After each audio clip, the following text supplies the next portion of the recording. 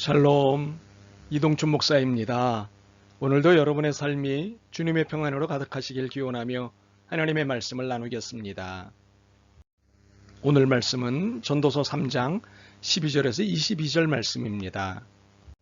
이 말씀 중에 14절 한 절 읽도록 하겠습니다. 하나님께서 행하시는 모든 것은 영원히 있을 것이라.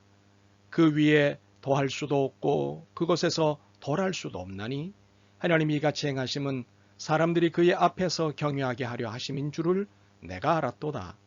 아멘. 전도서 3장 12절에서 22절 말씀을 본문으로 전도자의 인생 이해라는 제목으로 말씀을 나누도록 하겠습니다. 인류가 끈질기게 질문하는 것 중 하나가 인생이란 무엇이냐는 질문입니다. 오래된 질문임에도 인류는 오늘도 이 질문에 대한 정의를 찾고 있습니다. 왜 그럴까요? 인생이란 무엇인가에 대한 답은 인생이란 바로 이런 것이다 라고 분명히 대답할 수 있는 완료형의 어떤 것이 아니기 때문입니다. 오히려 묻고 물으며 계속하여 가고 있는 현재 진행형입니다. 그런데 현재 진행형으로서의 인생이 무엇인지에 대한 답이 하나님께는 이미 완료형으로 답이 나와 있습니다. 우리 인생의 대선배인 솔로몬은 본문을 통해 이 사실을 명확하게 보여줍니다. 첫 번째로 인생은 선과 낙을 누리는 선물이라는 것입니다. 12절과 13절이 읽죠. 사람들이 사는 동안에 기뻐하며 선을 행하는 것보다 더 나은 것이 없는 줄을 내가 알았고 사람마다 먹고 마시는 것과 수고함으로 낙을 누리는 그것이 하나님의 선물인 줄을 내가 알았다. 솔로몬이 깨달은 사실은 선을 행하고 낙을 누리는 것이 우리에게 주어진 선물이라는 것입니다. 선물이라는 것은 본래 선한 마음으로 주고받는 것이지요. 악의와 계산이 있는 것은 선물이 아니라 뇌물입니다. 하나님은 우리에게 선물을 계산 없이 조건 없이 정성을 다해서 주십니다. 본문에서 말하는 하나님의 선물은 기쁨, 선행, 먹고 마시는 것, 그리고 수고함입니다. 먼저 기쁨을 살펴보면 기쁨이라는 것은 억만금으로도 살 수 없습니다. 모든 마음과 육체의 질병은 기쁨을 상실한 때로부터 시작이 됩니다. 그러므로 기쁨은 그 어느 것보다도 가치 있는 선물입니다. 선행을 볼까요? 선행은 나를 낮추고 비우지 않으면 될 수 없는 것입니다. 사실 나를 비우고 낮춘다는 것은 대단히 힘듭니다. 그러나 자신을 비우고 낮춘 사람에게 사람들이 몰려온다는 사실을 알아야 합니다. 먹고 마시는 것을 볼까요? 먹고 마시는 것은 생활의 기본 아니겠습니까? 먹고 마시는 것이 없으면 죽습니다. 그런데 기본적으로 먹고 마시는 것이 평생 확보되어 있다고 하는 것이 얼마나 큰 선물입니까? 수고함을 볼까요? 수고함은 땀을 흘리는 노동을 말합니다. 어떤 이는 노동을 무척이나 싫어하고 경멸합니다. 그러나 땀을 흘리는 수고를 할 수 있다는 것은 병으로 고생하는 사람, 직업을 잃은 사람, 백수로 오랫동안 지내는 사람 등에게는 부러움 그 자체입니다.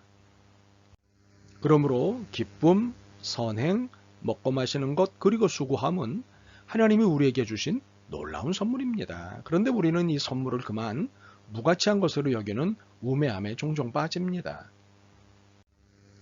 어느 이른 새벽 해가 뜨기도 전 한 어부가 강가로 갔습니다. 뚝을 걷고 있던 그의 발에 무언가 걸렸는데 그것은 돌멩이가 가득 들어있는 조그만 주머니였습니다. 어부는 주머니를 집어들고 강뚜기로 올라가 앉았습니다.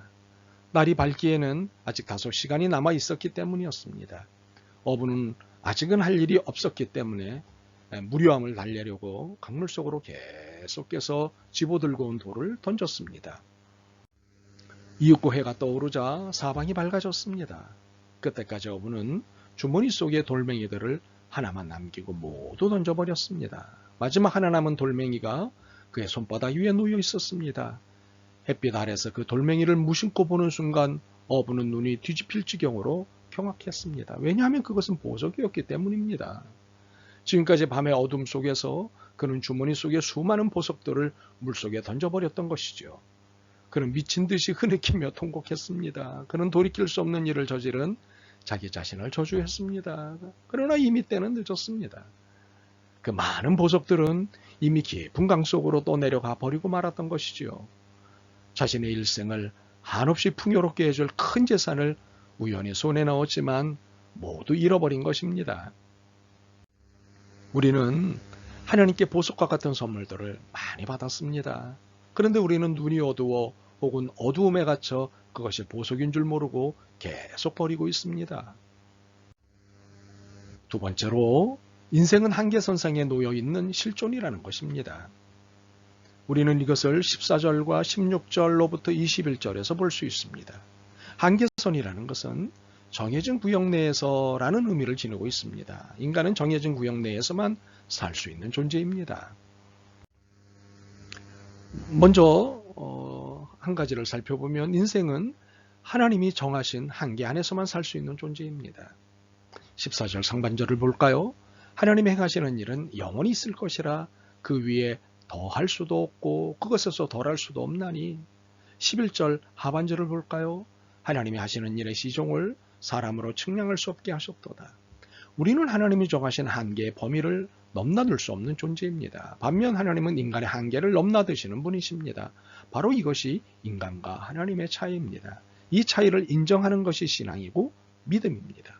결국 이러한 신앙 고백을 통해 하나님은 경배를 받으시는 것입니다. 14절 하반절입니다.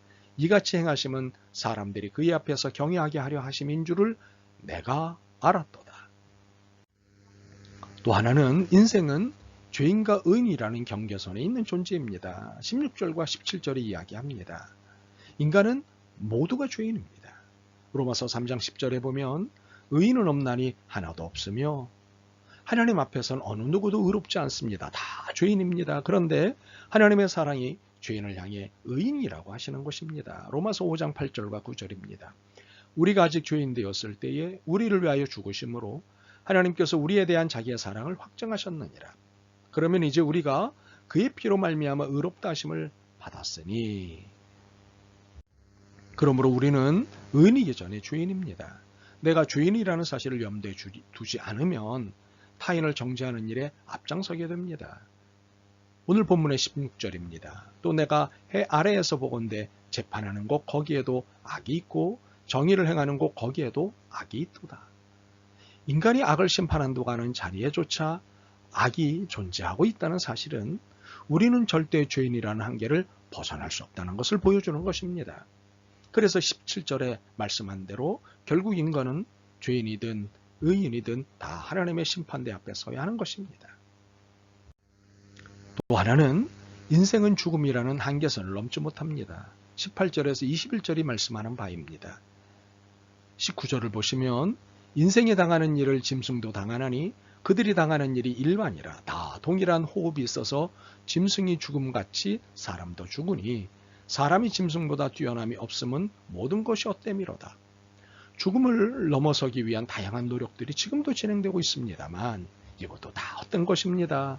흙에서 난 인간은 반드시 흙으로 돌아가는 것입니다. 더욱이 흙으로 돌아간 인생은 다시는 이 땅으로 올 수 없는 것입니다. 22절 하반절입니다. 그의 뒤에 일어나는 일이 무엇인지를 보게 하려고 그를 도로 데리고 올 자가 누구이랴. 세 번째로 인생은 과거와 단절된 존재가 아니라 과거를 잊는 현존죄라는 것입니다. 어두운 과거를 살았던 사람들의 대부분은 과거를 지우고 싶어 합니다. 심정적으로는 이해가 갑니다. 그러나 과거를 지울 수는 없습니다. 아무리 과거를 없이 하려고 해도 과거가 없어지는 것이 아니기 때문입니다. 그러나 지울 수 없다고 과거에 얽매여 살아야 한다는 것은 아닙니다. 우리는 과거를 사는 사람이 아니라 현재를 사는 사람이기 때문입니다. 15절 하반절을 보시면 하나님은 이미 지나간 것을 찾으시느니라는 말씀은 과거가 현재의 거울이 되기를 바라는 하나님의 마음을 드러내신 것입니다. 과거는 지울 수는 없지만 얽매일 필요는 없다는 것이지요. 이는 오늘은 어제보다 낫고 내일은 오늘보다 낫기를 바라는 하나님의 마음이기도 합니다. 15절 상반절에 이제 있는 것이 옛적에 있었고 장래에 있을 것도 옛적에 있었나니. 그러므로 하나님은 우리가 과거를 잊는 존재이자 미래의 연결자임을 설명하시면서 이 땅에서 하나님을 경외하며 살게 하시려는 것입니다. 이 모든 사실 속에서 우리가 고백해야 하는 것은 이것입니다. 하나님을 경외하지 않고 사는 인생과 수고는 다 헛되고 헛되도다. 인생이란 하나님 안에서만 의미 있는 것입니다. 언제든지 이 사실을 잊지 않는 여러분이시기를 소망합니다. 아멘. 주님, 저희들이 한계 안에 있는 존재임을 알면서도 자주 잊고 살았습니다. 그래서 감히 겁없이 인생을 생각했고, 그래서 하나님께 도전하기도 했습니다. 이 무모함을 용서하옵소서. 이제 하나님을 경외하지 않는 인생은 헛것이요, 자신의 한계를 모르는 인생은 부질없는 것임을 잊지 않게 하옵소서. 예수 그리스도의 이름으로 기도드립니다. 아멘.